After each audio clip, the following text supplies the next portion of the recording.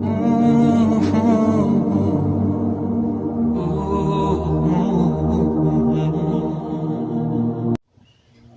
وہ سجدہ کرنے والا اللہ کا سب سے پسندیدہ بندہ ہوتا ہے، جس کو وہ انگنت لوگوں میں سے چن لیتا ہے، جس کی ملاقات کے لیے بہت انتظام کرتا ہے۔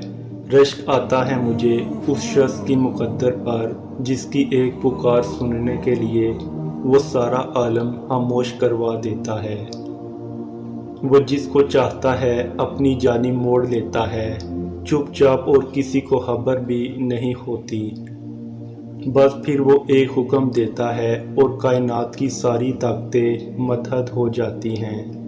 کن اس کے گرد طواف کرنے لگتا ہے اور ساری باتیں پایا کن پر ختم ہو جاتی ہیں۔ یوں سبھی کہانیاں مکمل ہو جاتی ہیں۔ تہجد کی دعائیں تو موجزوں کا عکس ہوتی ہیں۔ فرش پہ ہاتھ اٹھاؤ گے، عرش پہ اللہ کو پاؤ گے۔ تہجد کی دعا سے وہ بھی مل جاتا ہے جس کو لوگ ناممکن کہا کرتے ہیں، اور جو دعا سے حاصل نہ ہو سکا وہ تہجد سے بھی تو ہو سکتا ہے۔ نصیب بھی ہار جاتا ہے تہجد کی دعاؤں کے آگے۔ پھر تمہیں کون سی چیز روک رہی ہے رب سے مانگنے سے؟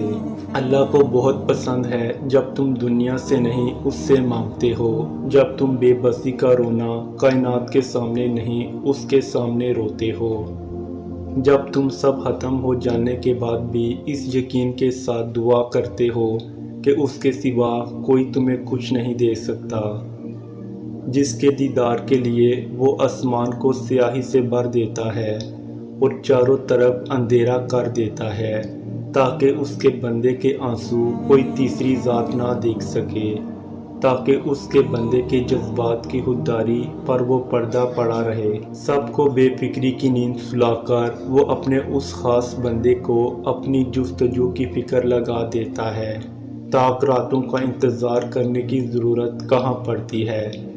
نم آنکھیں اور سسکتا ہوا دل اس کو تہجد میں ڈھونڈ لیتا ہے۔